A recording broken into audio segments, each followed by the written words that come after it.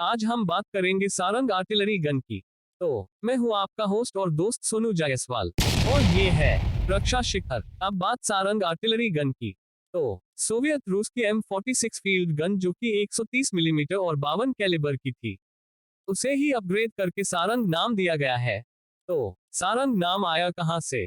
भगवान विष्णु जी के धनुष का नाम सारंग ही था और इसकी विध्वंसक क्षमता को देखकर ही इस आर्टिलरी गन का भी नाम सारंग रखा गया है। इसे जबलपुर की गन कैरेज फैक्ट्री में अपग्रेड किया गया है। सोवियत वर्जन में इस गन की स्ट्राइक रेंज 27 किलोमीटर की थी। अपग्रेड करने के बाद स्ट्राइक रेंज 39 किलोमीटर की हो गई है। अपग्रेड करने के बाद इस गन की मारक क्षमता और भी ज्यादा घातक हो गई है। अक्टूबर 2018 में जबलपुर गन कैरेज फैक्ट्री में इनको अपग्रेड करना शुरू किया गया और पहले बैच में 18 M46 फील्ड गन को अपग्रेड करके 155 मिलीमीटर की सारंग गन में बदल दिया गया और इन 18 अपग्रेडेड गन्स को 2020 में आर्मी में इंडक्ट कर दिया गया है। अब हम सोवियत रूस की M46 फील्ड गन के इतिहास की बात करें तो सबसे पहले इस गन को सोवियत रूस की सेना में इंडक्ट किया गया। फिर अमेरिकी सेना के खिलाफ नॉर्थ वियतनाम में इनका व्यापक इस्तेमाल किया गया था। इस गन की सबसे ज्यादा जरूरत सन 1965 के युद्ध में हुई थी, क्योंकि पाकिस्तान के पास एक बहुत ही शानदार और खूबसूरत तरीके से अलाइनमेंट में आर्टिलरी गन्स की रेंज थी। इस तरह की मीडियम आर्टिलरी गन्स की जरूरत इंडियन आर्मी को भी बहुत थी और ये कमी 1968 में पूरी हुई, जब सोवियत रूस की M46 फील्ड गन को इंडियन आर्टिलरी में शामिल किया गया और ये गन अपने समय की एक बेहतरीन गन थी। साल 1999 कारगिल युद्ध। इस युद्ध में बोफोर्स आर्टिलरी गन्स ने अपना बेहतरीन प्रदर्शन किया। इसे देखते हुए 130 मिलीमीटर गन को भी 155 मिलीमीटर में अपग्रेड करने की बात की जाने लगी। तो अब बात इस चीज की कि दोनों में फर्क क्या है। पहली चीज, 155 मिलीमीटर की बोफोर्स गन 70 डिग्री के एंगल पर फायर कर सकती थी और 130 मिलीमीटर गन 45 डिग्री के ऊपर फायर नहीं करती थी। दूसरी सबसे बड़ी और खास बात ये कि 155 मिलीमीटर की gun tactical nuclear weapon fire कर सकती है। इस गन का सबसे बड़ा एडवांटेज यही है कि हमारा दुश्मन हमेशा ही दबाव में रहेगा कि सामने से आने वाले शेल परंपरागत है या न्यूक्लियर। हम न्यूक्लियर शेल को फायर करें या नहीं, लेकिन हमारी तैयारी पूरी रहेगी। इसी फर्क को खत्म करने के लिए अपग्रेड किया गया और इस अपग्रेड के लिए रूस की M46 फील्ड गन को ही चुना गया। M46 फील्ड गन को ही क्यों? क्योंकि पहली चीज ये कि अगर आप इस गन को देखें तो ये जिस कैरेज पर माउंट है उस पर 155 मिलीमीटर की बैरल को आसानी से माउंट किया जा सकता है। कैरेज को आप गन की चेचिस भी कह सकते हैं। रूस की M46 फील्ड गन की चेचिस एक तरह से एजलेस चेचिस है। इसकी डिजाइन साल 1940 की है और ये चेचिस बैटल प्रूवन भी है और 16 देशों में इस चेचिस बेस गन का इस्तेमाल होता है और 0 से लेकर 45 डिग्री तक के फायर के फोर्स को ये चेचिस आसानी से झेल लेती है, जिस कारण इसे पूरी तरह भरोसेमंद माना जा सकता है। इस तरह से कहा जा सकता है कि सारंग गन की फाउंडेशन को एक बैटल प्रूवन चेचिस पर रखी गई है। इसके बैरल को जबलपुर गन कैरेज फैक्ट्री में ही बनाया गया है। किसी भी गन का बैरल उसका प्रमुख पार्ट होता है और सबसे जटिल और क्रुशल पार्ट भी होता है। जबलपुर गन कैरेज फैक्ट्री ने इसे बनाया है। इसका अर्थ ये है कि बैरल की मेटलर्जी भी हम डेवलप कर चुके हैं। इसके बैरल के बोर को 130 मिलीमीटर से बढ़ाकर 155 मिलीमीटर कर दिया गया है। ऐसा इसलिए कि एक हाई कैलिबर गन के मायने और डायमेंशन दोनों ही ज्यादा होते हैं।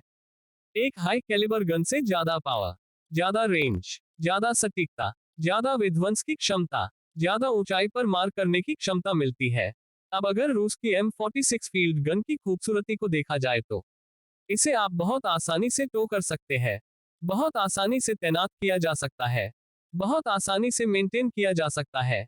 इससे फायरिंग करना बहुत आसान है और सबसे बड़ी और खास बात ये कि आप इसे डायरेक्ट फायर मोड में टैंकों के विरुद्ध भी इस्तेमाल कर सकते हैं। इस कारण ये गन अपने वैल्यू को बहुत ऊंचा कर देती है। इस M46 फील्ड गन को अपग्रेड के बाद इसमें पुराने सॉलिड रबर टायर की जगह नए टायर लगाए गए हैं, जिससे अब इसे कहीं पर भी, किसी भी जगह, किसी भी टेरेन में 155 मिलीमीटर हॉवित्जर की तरह तैनात किया जा सकता है और इसमें हर तरह के गनर साइट की काबिलियत जोड़ी गई है जो कि किसी भी अन्य नई गन में होती है। सबसे बड़ी बात यह भी कि इसके लिए कोई नए अमुनिशन की भी जरूरत नहीं रह जाती है। इससे आप पुराने अमुनिशन को भी फायर कर सकते हैं और इस पर किसी भी नई गन के बराबर भरोसा भी किया जा सकता है। और इसके कॉस्ट की बात करें तो ये किसी 155 मिलीमीटर हॉविट्जर गन की प्राइस से 5 गुना सस्ता है। बात यह भी है कि सोवियत रूस की M46 फील्ड गन को ही अपग्रेड क्यों किया गया, इसकी जगह नई गन की खरीद क्यों नहीं की गई? तो जवाब यह है कि भारत अपनी लगभग 7,000 किलोमीटर की सीमा रेखा अपने पड़ोसी देशों के साथ साझा करता है और पाकिस्तान से हमारी सीमा 3,233 किलोमीटर और चीन से हमारी सीमा 4,056 किलोमीटर लगती है। हम एक बहुत लंबी सीमा को ऐसे देशों से साझा करते हैं जिनका व्यवहार दोस्ताना कभी नहीं रहा है, जिस कारण हमें एक बहुत बड़े नंबर में मीडियम आर्टिलरी गन्स की जरूरत हो जाती है जो हमारे कॉम्बैट फोर्सेस को फायर सपोर्ट कर सके। साल 1967 में सोवियत रूस से एक बहुत बड़े नंबर में M46 फील्ड गन की खरीद की गई थी और उसके कई सालों बाद सन 1987 से 1991 में बीच 410 बोफोर्स गन को इंडियन आर्मी में इंडक्ट किया गया था। बोफोर्स 155 मिलीमीटर की होवित्जर्स गन थी और ये बेहद सफल होवित्जर्स गन थी। आर्टिलरी को हम 3 भागों में विभक्त कर सकते हैं। पहला गन्स, दूसरा हाउट्सर, तीसरा मोटा। इन तीनों हथियारों की घातक क्षमता इनके बैरल लेंथ, ट्रैजेक्टरी, मजल वेलोसिटी, रेंज और इसके सामने आने वाली रुकावट को तेजी से हटा देने की ताकत पर डिपेंड करती है। अब इसमें गन की क्षमता की बात करें तो गन अपनी एक फ्लैट ट्रैजेक्टरी, हाई मजल वेलोसिटी के साथ आती है, तो वही हाउट्सर की रेंज इनसे ज्यादा होती है, लेकिन मोटा में सामने आने वाली रुकावट को तेजी से हटा देने की क्षमता ज्यादा होती है। साल 2012 आर्टिलरी अपग्रेड का प्रोग्राम शुरू किया गया।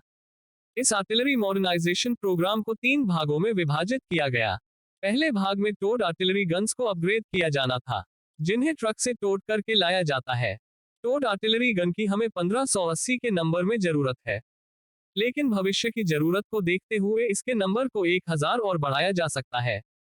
दूसरे भाग में टोड हाउट्सर गन्स को अपग्रेड किया जाना था, जो हाई एंगल ऑफ अटैक कर सकते हैं। तीसरे भाग में सेल्फ प्रोपेल्ड गन्स जो ट्रैक पर तेजी से चल सकते हैं।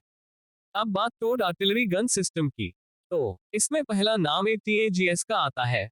ATAGS का मतलब advance towed artillery gun system है।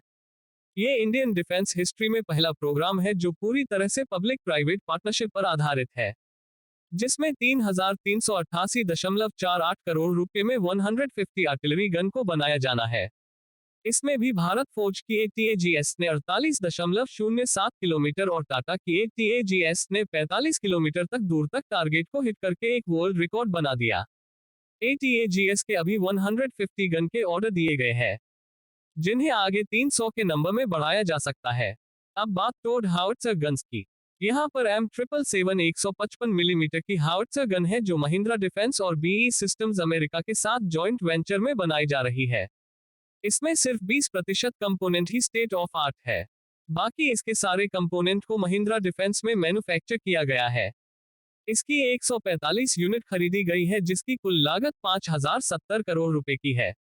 अब अगर देसी हाउट्सर गन्स की बात करें तो इसमें प्रमुख नाम धनुष हाउट्सर गन्स सिस्टम का नाम सामने आता है। धनुष हाउट्सर गन्स को पूर्णतः स्वदेशी तकनीक से बनाया गया है। धनुष हाउट्सर गन्स को 144 के नंबर में देश में ही बनाया जा रहा है।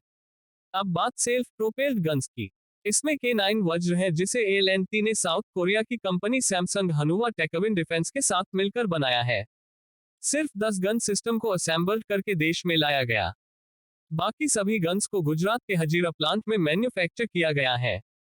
इस तरह से हम देखें तो इन सभी 3 तरह की गन्स को OFB, ALNT, भारत फौज, टाटा और महिंद्रा डिफेंस के द्वारा देश में ही बनाया जा रहा है। इस तरह से देखा जाए तो हम गन्स की तकनीक में आत्मनिर्भर हो रहे हैं। हम देश में ही इन गन्स की बैरल, एमुनिशन, मेटलर्जी को बना रहे हैं।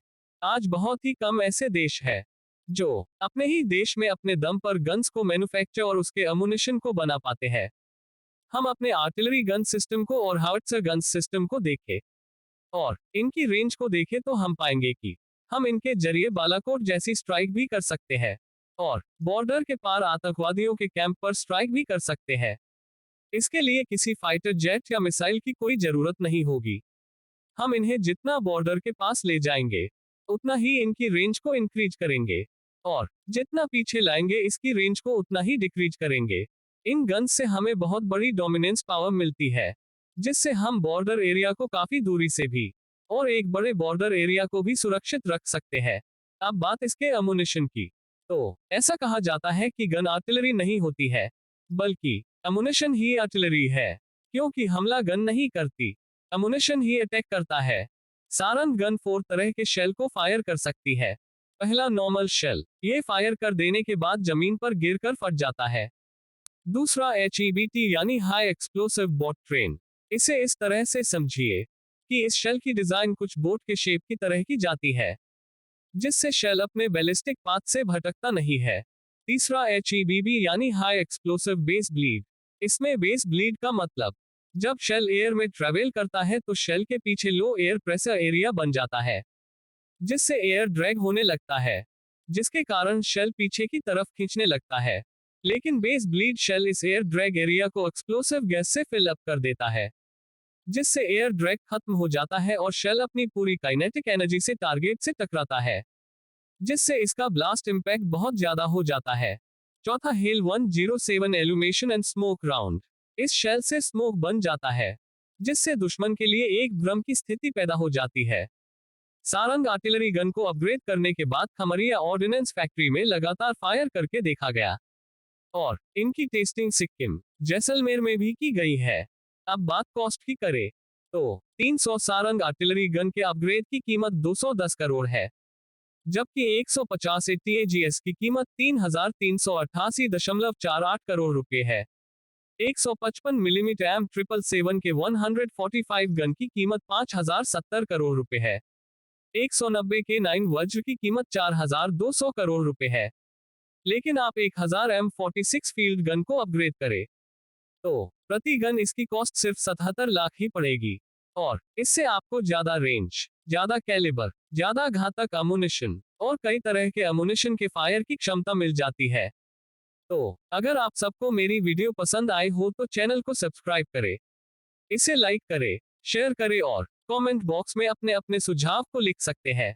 तो मिलता हूं मैं आपसे अपनी अगली वीडियो में, तब तक के लिए धन्यवाद। वंदे मातरम।